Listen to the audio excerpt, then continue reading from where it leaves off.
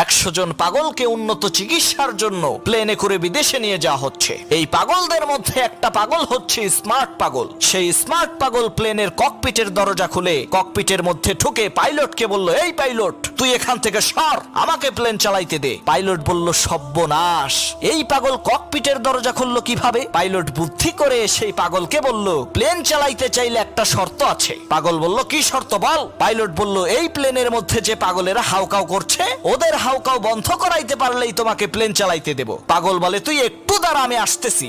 2 minute পর পাগল আবার ককপিটের মধ্যে ঢুকে বলল, এই পাইলট, সব পাগলরে চুপ করাইছি, এখন প্লেন চালাইতে দে। পাইলট খেয়াল করে দেখে কথা তো সত্য। পাইলট অবাক হয়ে সেই পাগলকে জিজ্ঞেস করলো, কিভাবে তুমি এই পাগলের কিচিরমিচির বন্ধ করালে? সেই স্মার্ট পাগল বলল, আমি প্লেনের দরজা খুইলা দিয়া কইছি, বাইরে বিশাল বড় মাঠ, তোরা কে কে খেলতে যাবি যা।